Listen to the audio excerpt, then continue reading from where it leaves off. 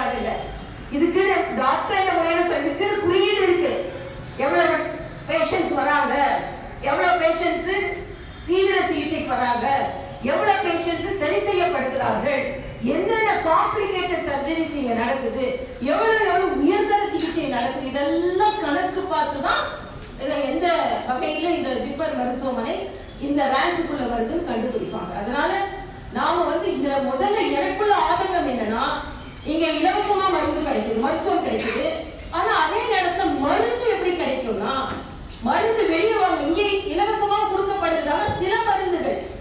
அப்ப இந்த ஜன் ஔஷதி ஷாப் என்ற மக்கள் மருந்தகம் இருக்க வேண்டும் என்று எனது கோரிக்கையை நான் மரியாதைக்குரிய டைரக்டர் அவர்கிட்ட கொடுத்தேன், சொன்னேன். ஆனா ஏற்கனவே ரவீந்திரன் சொன்ன மாதிரி கொஞ்சம் காலதாமதமாகிவிட்டது. அப்படி எனக்கே கூட கொஞ்சம் வருத்தமா இருக்கும். நான் அடிக்கடி கேட்டுக்கொண்டே இருந்தேன். நிர்வாக ரீதியாக அவர்கள் சில பிரச்சனைகளை சொல்கிறார்கள். ஆனால் நான் சொன்ன மாதிரி இப்ப ரத்த அழுத்தத்துக்கு எழுதுவோம், ரத்த கொதிப்பு இருக்கா, ஆமா, மாத்திரை எழுதுவோம். மருந்து கடைக்கு போவாங்க, மருந்து கடைக்கு போய் ரத்த கொதிப்பு மாத்திரை எவ்வளவுன்னு கேட்பாங்க. விலை அதிகமா இருக்கும். அந்த பேஷண்ட் எங்கிட்ட சொல்லுவாங்க, டாக்டர் நீங்க ரத்த கொதிப்புக்காக மாத்திரை எழுதுனீங்க, மாத்திரை விலையை கேட்டவங்க ரத்த கொதிப்பு அதிகமாயிடுச்சுன்னு சொல்லுவாங்க. மாத்திரை வாங்கி போட கூட வேண்டாம், கேட்ட உடனே எனக்கு பிபி ஷூட் ஆயிடுச்சு அப்படிம்பாங்க.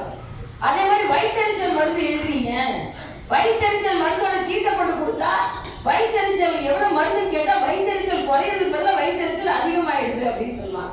ஆக மருந்து விலையெல்லாம் அப்படிதான் அதிகமா இருக்கிற நேரத்துல இன்றைக்கு இந்த 10,500க்கு மேல் இதை போல மக்கள் மருந்தகங்கள் இந்தியா முழுவதும் நடைபெற்று வருகிறது. இது மக்களுக்கு மிகுந்த சேவையாற்றி வருகிறது என்பது மட்டுமல்லாமல் 7,500 கோடி ரூபாய் மக்களின் பணம் சேமிக்கப்பட்டிருக்கிறது இந்த மக்கள் மருந்தகத்தினால். பென்ஷன் வாங்குறவங்க அதிகமாக ரத்த அழுத்தத்தின் மருந்தையும் தவறாம சாப்பிடுறாங்க. ஏன்னா அவங்களுக்கு காசு இப்ப பிரச்சனை இல்லை.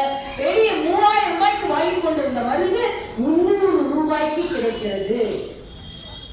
கையில காசு கொஞ்ச காசுல மருந்து கிடைச்சா நம்ம அண்ணன் அக்கா பெரியவங்க தாத்தா பாட்டி எல்லாம் மருந்து சாப்பிடுறத குறைவிக்க மாட்டாங்க. அந்த அளவிற்கு மிக தெளிவானவர்கள் நமது தமிழ்நாட்டை சார்ந்தவர்கள், புதுவையை சார்ந்தவர்கள்.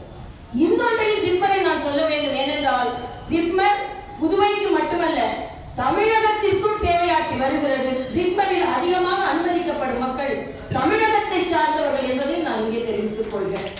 ஒரு உதாரணத்திற்கு போன வருடம் கணக்கெடுத்ததுல 1,40,000 பேர் சேர்ந்தாங்கன்னா அதுல ஏறக்குறைய 70,000 பேர் தமிழகத்தை சார்ந்தவர்கள், 20,000 பேர் புதுவையை சார்ந்தவர்கள், மிச்சம் உள்ளவங்க வேற வேற மாநிலத்திலிருந்து உயர் சிகிச்சைக்காக இங்கே வந்தவர்கள்.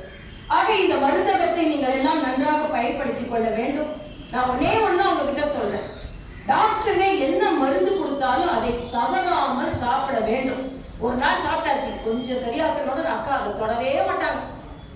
நான் டாக்டரா இருக்கும்போது கர்ப்பிணி பெண்கள் வருவாங்க, அவங்களுக்கு அயன் டேப்லெட் எழுதி கொடுப்போம். உங்களுக்கு தெரியும் அயன் டேப்லெட் கருப்பா இருக்கும். சாப்பிடும் போது போனா அந்த அயன் டேப்லெட் எல்லாம் கீழே வீசிட்டு போயிருப்பாங்க.